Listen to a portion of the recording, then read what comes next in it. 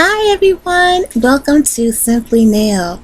Thank you so much for tuning in today. I hope you're having a great, fantastical day. And if not, I hope this next half hour that you will be able to be relaxed and enjoy some great crochet conversation with me today. I have my crochet with me. Woo! This is going to be a baby blanket. Yay. And I'm using a technique, or a type of I don't want to say technique because it's not a technique. I'm using what's called freeform crochet, which means that this blanket may contain 4 or 5 different stitches, and that's about it. I really enjoy making blankets in this manner because it kind of breaks up the monotony of following a pattern, and it's creative. It really stimulates the artist in me, and you can really see the artistry in the blanket when it's completed. I've made several freeform crochet blankets or afghans in the past, and so I just enjoy it because, like I said, it breaks up the monotony of a pattern, and it gives you the opportunity as an artist, as a crochet artist, to become really creative and try new things. There have been times when I have started a blanket and I've learned a new stitch in the process of making the blanket, and I'll incorporate that new stitch right on in there. Why not? Why not? As I said, thank you for tuning in to this crochet chat with me. And the reason why I put together this crochet chat it's because when you're crocheting, it's sometimes hard to find a program or a form of entertainment that you can sit down and crochet to. You don't want to sit down and crochet to things where it's going to be a little too intense. It's going to take your mind and focus off of your work. You'll be more intrigued with what's happening on television than your work, and I've done that as well. Also, and case in point, I've crocheted watching The Real Housewives of any franchise, and I can't do it because I'm busy trying to figure out what Luann is doing, or I'm busy trying to figure out what Teresa Giudice is doing, or I'm busy trying to figure out what Margaret said, or I'm trying to figure out what's Kyle doing. All of those things. And no, you cannot crochet to The Real Housewives of any place or any franchise. You just can't do it. It's like trying to crochet to Love and Hip Hop of any place. No, you can't do it because somebody's about to get snatched up, and you are about to lose count on your crochet. So no, you can't do it. So what I decided to do is to find entertainment that I could watch and crochet at the same time. Now, some of that entertainment, well, basically, they're older episodes. Like, I watch Outlander. Droughtlander is over. So I watched Outlander. Outlander has 5 full seasons. Right now you can see seasons 1 through 4 on Netflix. And if you have Stars, you can watch seasons 1 through 5 on Stars. And that's what I do. I get involved in my favorite seasons of Outlander, where I don't really have to tear my eyes away for too long from the project to watch television. I can just listen. The same thing with Downton Abbey. I have Downton Abbey all seasons on DVD, and what I do is I pop that in and I watch. And when you have a DVD, you can play all the episodes on that DVD, and so I don't have to worry about changing or having to put in something else for at least 2 or 3 hours or more. But that's because I'm a Downton Abbey fan, and I watched all of those episodes 25 or more times a piece, and You know, you're just there to be entertained. You want to be entertained while you're crocheting, but you don't want to be entertained to the point where you're not focused on what you're doing. You want to still be able to focus on what you're doing, because the main idea is to get the project done, right? The main idea is to enjoy yourself while you're crocheting. But in order to do so, you know, if you want a little entertainment, there's nothing wrong with that. But what I have found that I like doing is I like to turn on Sirius FM or XM. That's what it's called. Sirius XM. And I like to turn on the talk shows and just sit down and crochet listening to talk shows. Or I'll turn on NPR, you know, and listen to NPR in the afternoon, and before everyone comes home from work and school, and then I'm able to, you know, focus on that. And I get a lot done because, like I said, I'm being entertained, or I'm being informed and educated, and in the process I'm also completing a project. I also listen to a lot of educational things, documentaries. I listen to books, like I have an Audible account, so of course I have I have the Outlander books, the Outlander series on Audible, and I'll turn that on. Recently I purchased on my Audible account, I purchased An Echo in the Bone by Diana Gabaldon, and she's the author of the Outlander series. So now I have that to listen to, and I've been listening to that and crocheting as well. I have other books on Audible that I listen to while crocheting too. I recently, you know, I'm a Harold Robbins fan, but I recently got into his books on Audible. So I have The Carpetbaggers, which is really good. Let me tell you a secret about that. Do you know that I read The Carpetbaggers book when I was like 13, 14 years old? And let me tell you something. It's some stuff in that book that, you know, will blow your absolute mind. Okay? However, at 13, 14 years old, I didn't know what it was. I knew that it was like shady and highly sexual and a whole lot of other things. But man, now that I'm like 50 plus years old, I'm like, oh my God, what was I doing? Polluting my brain like that, you know? But anyhow, I turned out okay. Speaking about corrupting books, I also read let's see, Jackie Collins. I started out reading books such as Harold Robbins. I had to be, you know, I started out with the Harlequin romances. That was the thing, you know, that's the thing where you're in middle school when it comes to books. Somebody brings a Harlequin book to school and everybody reads it. It's just, the book just, you know, it moves from person to person to person. So I started reading Harlequin, and then somebody I knew had got a Harlequin, was in a Harlequin book club or something, and they put it in their mother's name, so they were coming to school every day with Harlequin books, and they were like a mini library, and we would check out the book, and when we finished reading it, then we would, you know, give it back to the girl. Her name was Aretta. That was her name. Her name was Aretta, and we were in middle school, and she sure did. I don't know if her mother ever found out that she had like a subscription to the Harlequin book club, and that she was bringing the books to school, and we girls were sitting there just, you know, mesmerized by, and he took her in the barn in the rain, and the horses and the cows were watching and chewing on the straw, you know.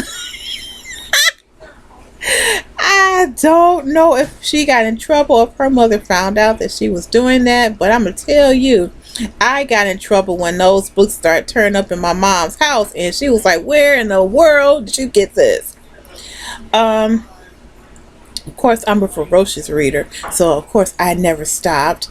Another author that I read that I really shouldn't have been reading, but I did, was Jackie Collins. And I am a huge Jackie Collins fan to this day. I started reading Jackie Collins, I had to be like in the 8th grade, somewhere along there. Because, Jackie Collins had a couple of movies that came out in the late 70s and in the early 80s. And, my mom and I, we would watch the movie, and, we were intrigued, and I loved the movies. What's that one movie, Hollywood Wives? That was a great movie.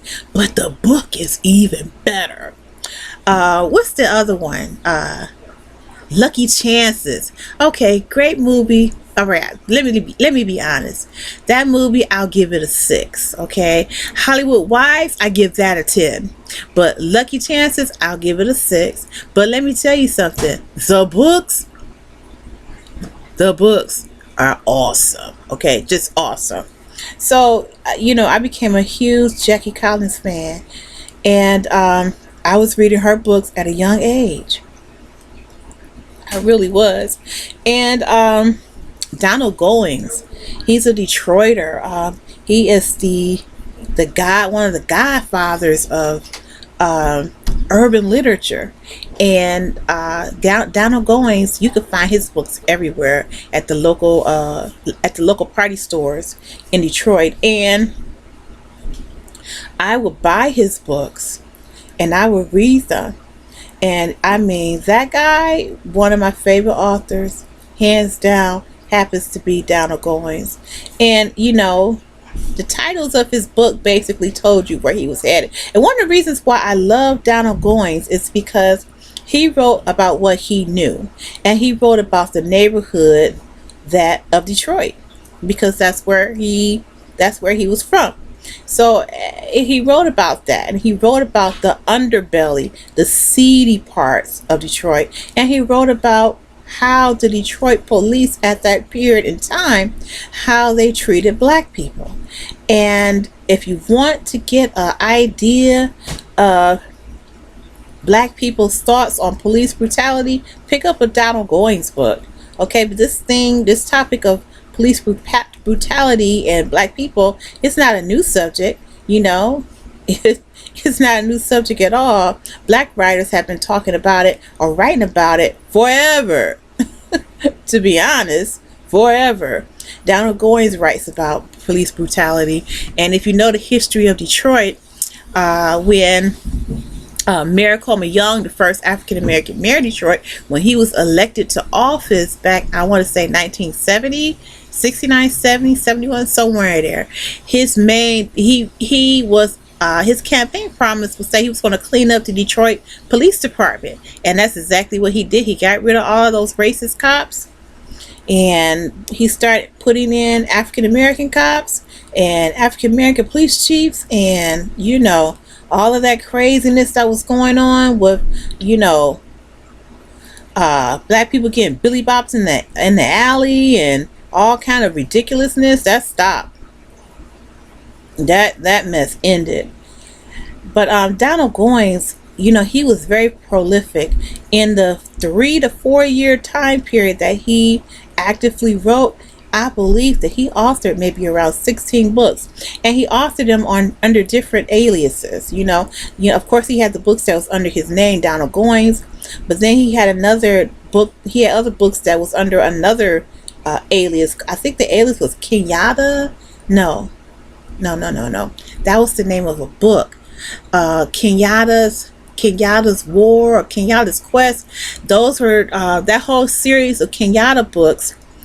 Those were written under not under Donald Goins, but under another name. I have to look it up. I'll look it up for you, and I'll put it. I'll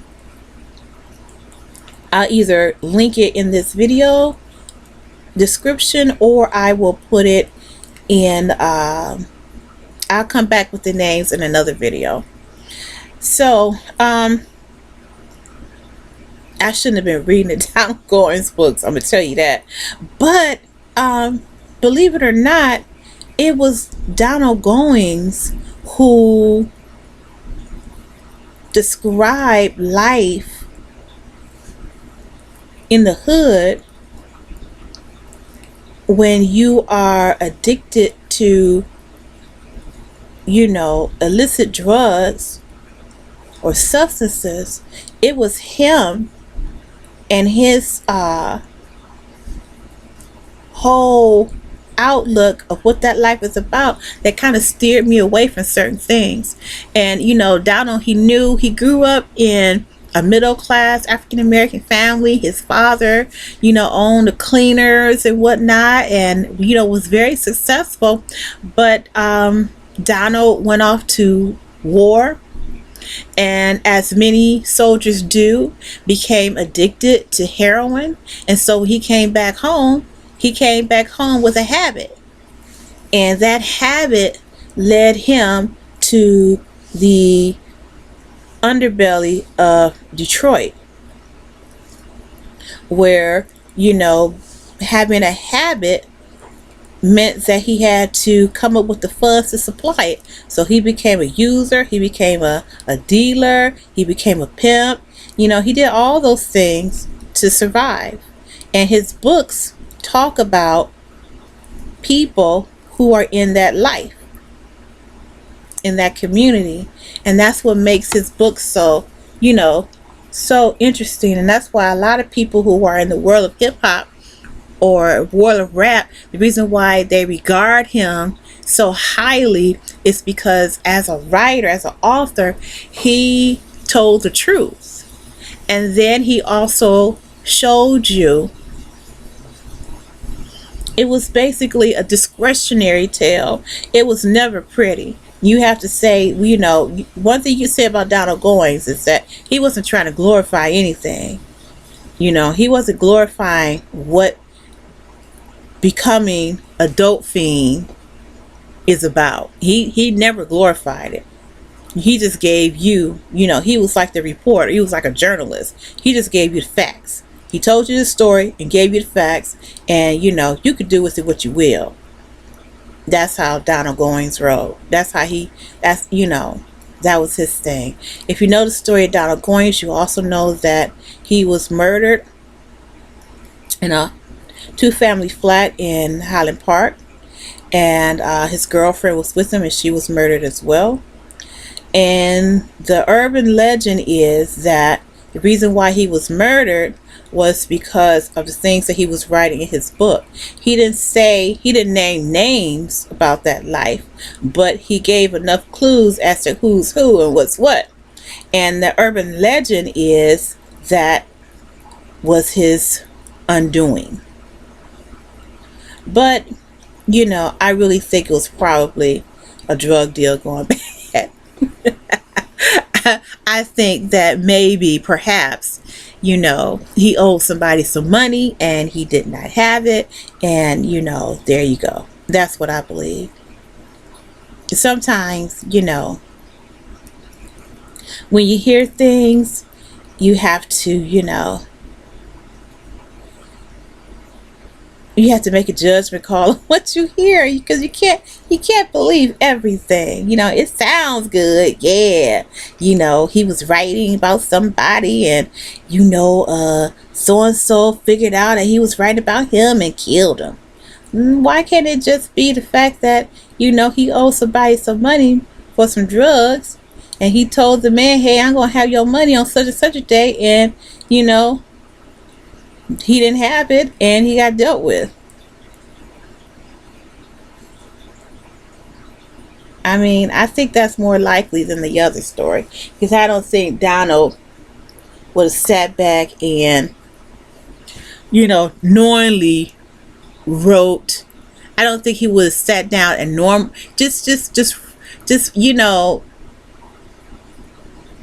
I don't think he would have sat down and I don't think he would have sit down and wrote stories about.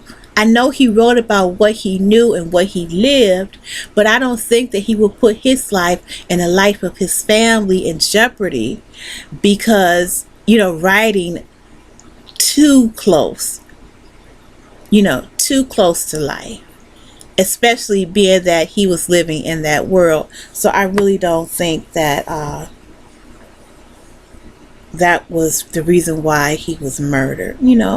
And it could be something as simple as, like I said, drug debt. You just never know. But that's what I enjoy reading as a young person. Ah, Lord, Lord, Lord, Lord. Ah, my mom would come in my room and she would find all kinds of stuff. I know she was like, Tracy, what is wrong with you? But I was young and I was a reader and I was curious about life. And that curiosity for me, I was able to check out in books. And a lot of people, their curiosity leads them to live a certain type of way, to become involved in things.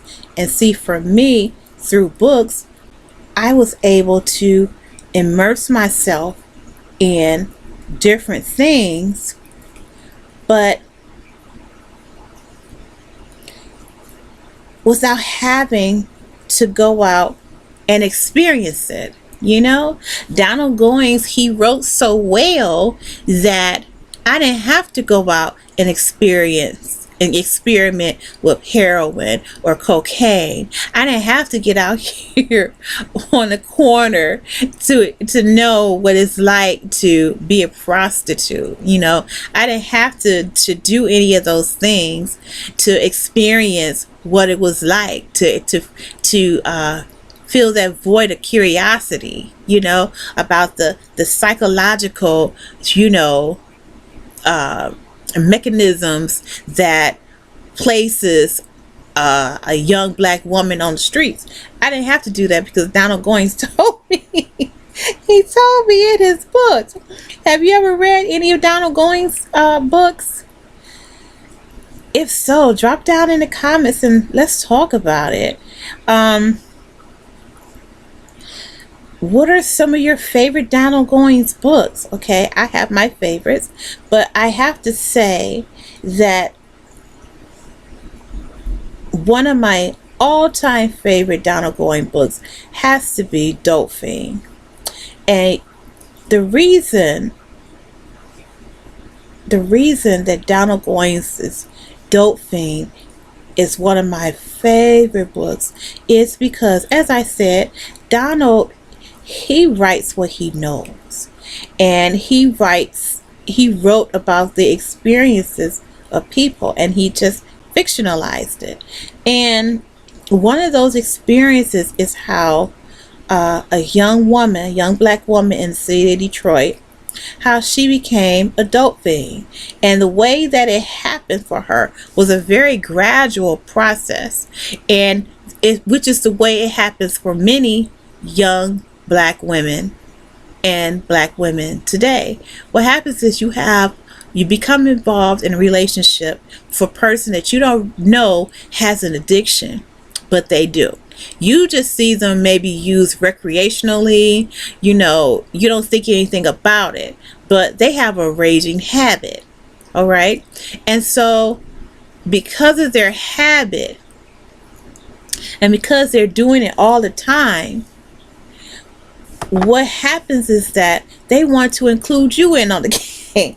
They want to include you, you know, they want you to join in on the fun, you know. And I don't know if that's because they don't want to do it alone. I don't know why that is, but that's what happens. And, you know, in the story of Dope Fiend, the young lady, you know, she, you know, hits a couple of times with her man at a party, and, you know, they go out and have fun, and they may, you know, hit a little bit here and there, but, you know, she's able to work her job, and she's able to do the things that she needs to do to survive.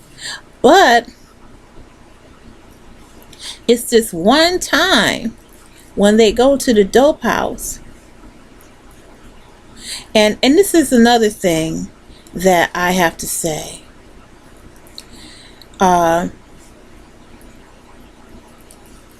What happens to young women who get out here and get caught up in this madness of addiction.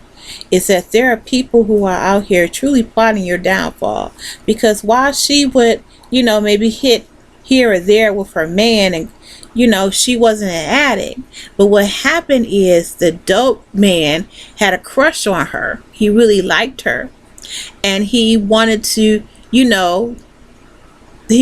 possess her mind and her body. So what he did was he put a little heroin in her weed. Then he started dropping a little heroin in her coat. And so that's how she became addicted.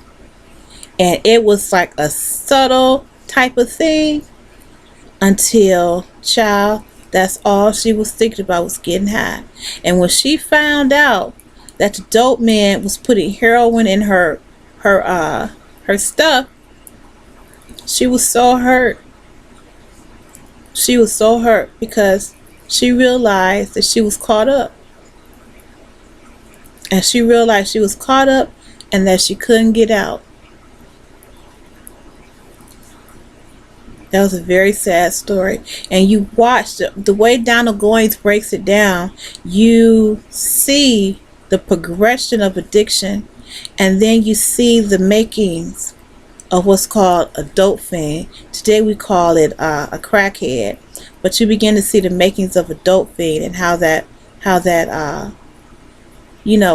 it turns out, because it doesn't happen overnight. For some people who have that propensity to become addicted to illegal substances or even prescription drugs, for those who have that propensity to do so, it's a genetic thing. And in my opinion, it's a genetic thing. Not everyone who uses prescription drugs or gets high becomes an addict, but certain ones of us do. And in her situation, she was enjoying getting high, but it was the heroin that was slipped into her get high that changed the game for her. So it's a really good book. The name of that book is called Dope Fiend. Another good book that Donald Goins wrote is called Whoreson. That's a good book. That's a book about being out here as a prostitute and becoming pregnant by one of your Johns. That book blew my mind as a young person. Child, what the heck was I reading? But like I said, of course, perhaps I should not have been reading Donald Goins' books, but for me, in my opinion, Donald Goins kind of saved my life, because I, was in a situation where I was growing up in the hood. My high school was in the hood. As a matter of fact, I don't know if you ever, if you're a Detroiter, of course you've heard of the Young Boys Incorporated. If you're not a Detroiter, you can look that up. But I grew up, I came of age in that era of the Young Boys Incorporated. And it was nothing to see young people out on the streets selling drugs. It was nothing to see young people in the bathrooms getting high, strung out already at 15, 16, 17 years of age. It was nothing to walk out of school and see people making drug deals on the corner or on the street on outside of the school. That was nothing. That was everyday life.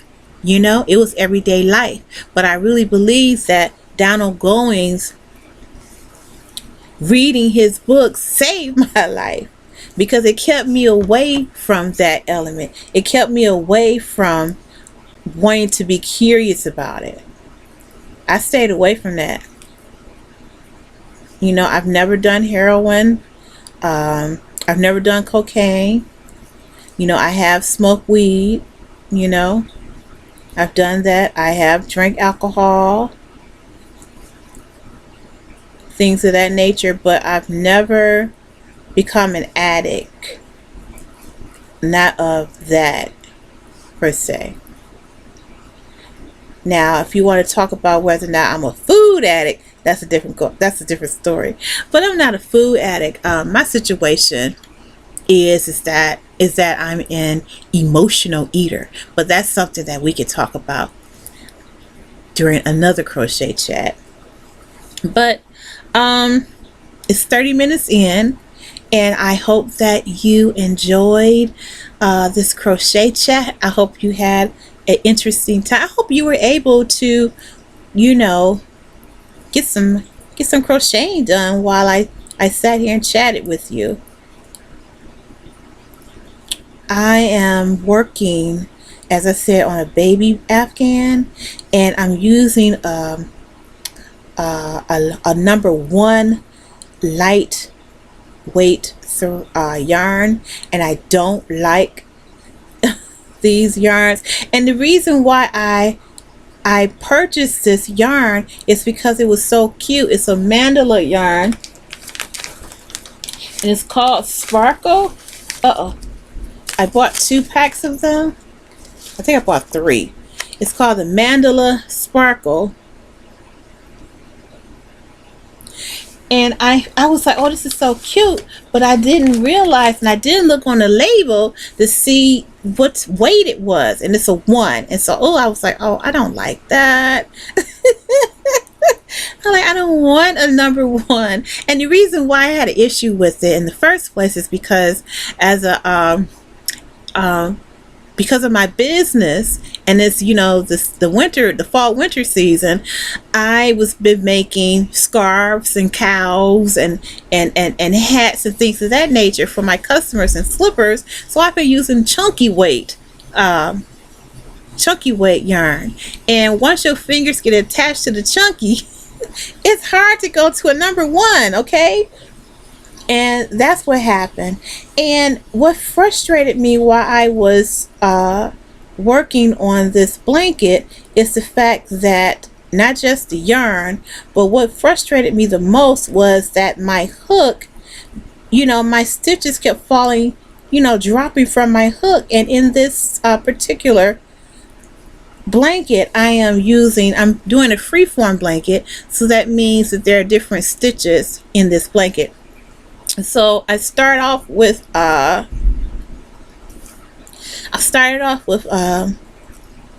double crochet. If you can see, I started with double crochet, and then I have the puff stitch in here, and I have a single crochet stitch in here somewhere, and now I'm doing a half double crochet stitch. So as with the puff stitch, you have like about 6 or 7 loops on your hook, and then you pull through, right? You yarn over, pull through. However, with the hook that I was using, the the loops was falling off the hook. Oh my God. It got on my last nerves. I was like, what in the hell is going on here? Oops. I was like, what in the world is going on here? And why is my loops falling off my yarn, off my hook like that? And it just bothered me. And so I said, well, I got to figure something out here.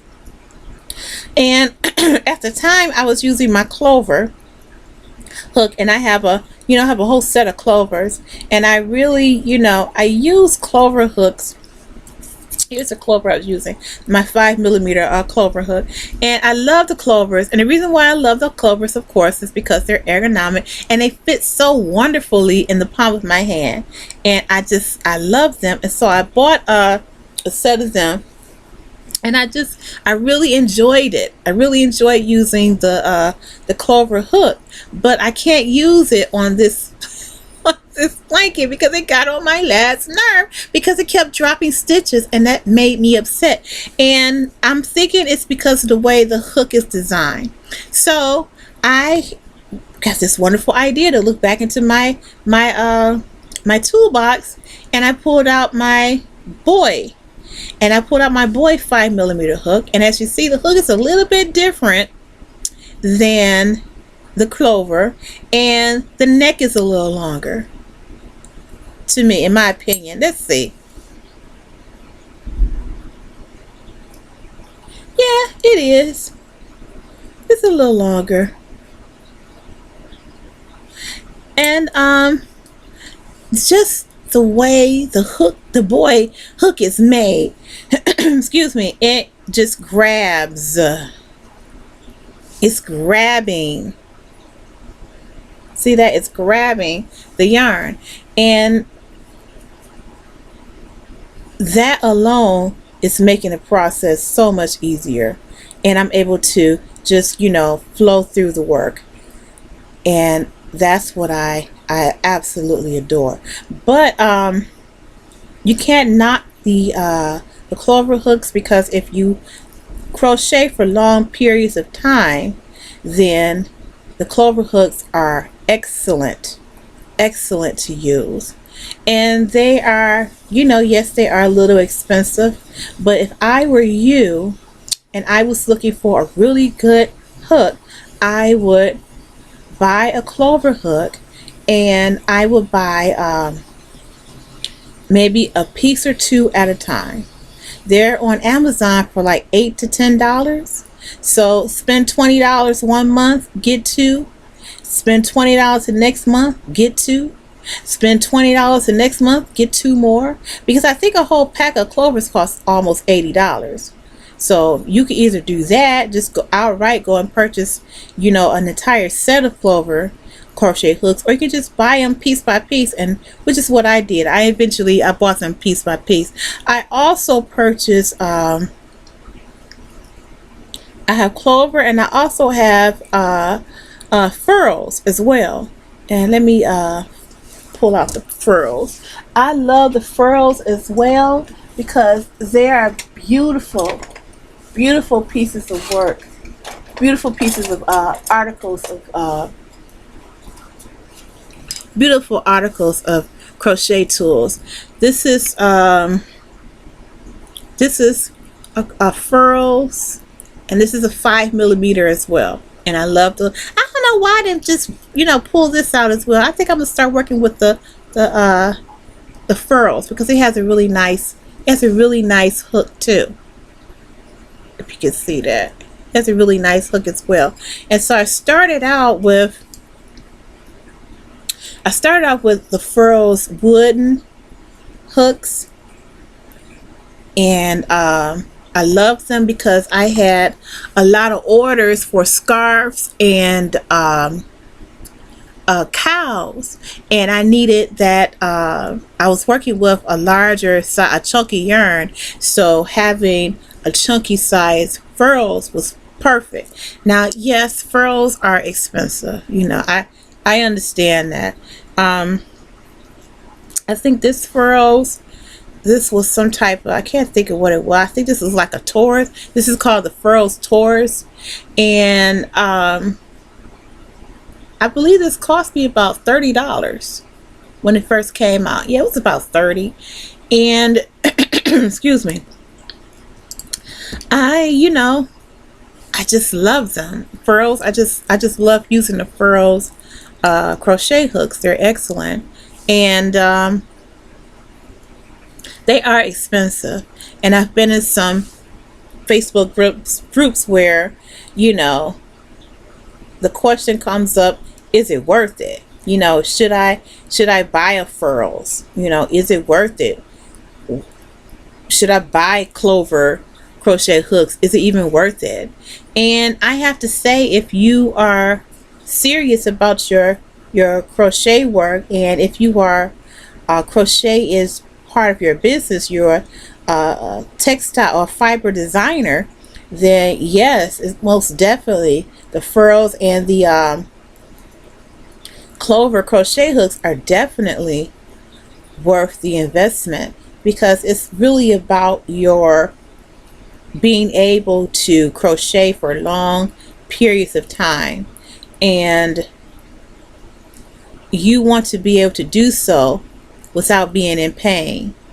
And that's the whole idea, is to be able to crochet and not be in pain. And yes, it's true, I'm using a boy right now, and this is one of those boy ergonomic hooks that I found at I think it was think it was Walmart. I found a pack of the boy ergonomic hooks at Walmart, and I purchased them and I used them. But after a certain amount of time, they began to hurt. And I had orders to get out, and what I did not need was, a lag in time because my hands are hurting. And my daughter suggested that I get some pencil, those rubber pencil thingies, pencil holder thingies that you put on the pencil grip things that you put on the end of your pencil. And she said you can put them on the end of your crochet hook. If you have a crochet hook shaped like this, you can put those pencil thingy holders on the end of your hook and use that. And so I did. But I didn't like the way the plastic or the rubber or the silicone, I didn't like the way it felt in my hand. And it was just a temporary thing, temporary solution for a permanent, it was a temporary solution for a permanent problem. And so I just said, I need to go ahead and invest. So the first thing I invested in were, I think I have a tulip. I bought 2 tulip crochet hooks, and I didn't like them. So I bought 2. So I've only used them maybe a couple of times. I really didn't like the way they felt. And then I bought the Clover. And when I started using the Clover, ding, ding, ding, ding, loved it. Of course, I bought the large furrows. And so I have about 6 furrows hooks. I want to get this Furrows Odyssey series, though. I'm going to look to start investing in that. But I have my furrows hooks and my Clover hooks, okay? And the Clover hooks, like I said, I invested in on, I bought them from Amazon, and I would buy them 1 or 2 pieces at a time until I had a whole set of them.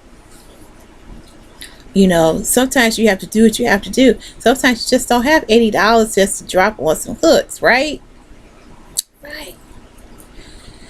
But, when you are serious about your craft, you're serious about your artistry, you do have to eventually break down, and you have to get the tools of the trade, the good tools of the trade. It's like the way my father and my grandfather would go to Sears, and they would only buy those craftsman tools, those craftsman power tools and whatnots and hammers, because they were quality tools. Now you can get a hammer from Kmart.